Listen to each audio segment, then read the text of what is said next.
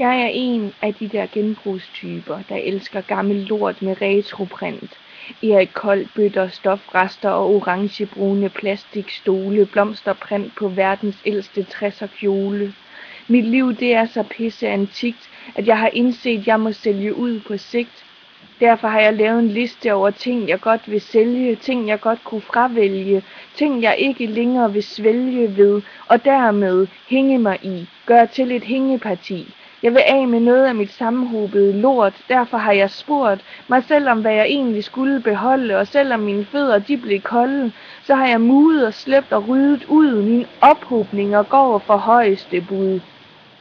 Et stykke fedladent, madikefarvet maveskin, godt brugt med en del sprækker, men vær forvisset om det ikke lækker.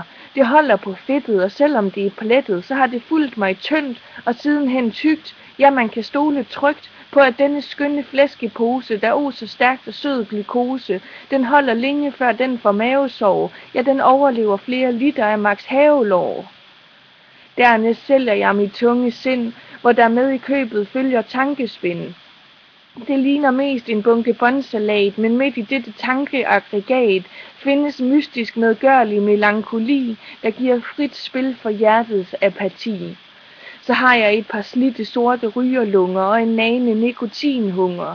De 2 røgkasser er ikke større end en knyttet hånd og lyder som et slidt kassettebånd. De kan ikke meget og er temmelig udblokkede. Til gengæld er de ikke forstokkede. De har prøvet os fra både is og vand. De har hævet de vildeste ruser i land.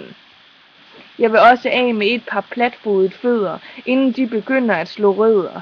De ser ikke ud af meget, er ikke særlig velplejede. Overknudet som gamle træer er disse hobittager. Tilsammen kan de nok mere end jeg aner, og måske endda tilbagelægge travbaner. Ja, de er rimelig gamle, men næsten aldrig blevet brugt. Har dog været udsat for en del fugt. Til sidst vil jeg sælge ud af mine stemmer. De kommer fra de inderste gemmer. De er som regel både sure og tvære. Det eneste, der er værre, er, når alle brøler i et bragende kor og samstemmigt opfordrer mig til mord. De er ikke altid lige lette og kender ikke til etikette, men med dem i hovedet er man aldrig alene. Der er altid nogen i den sene nattetime, men det er dog lidt af et rædselsregime.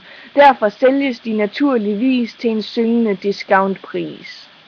Jeg håber så meget at få solgt lidt ud, når jeg åbner min lille korporlige bod.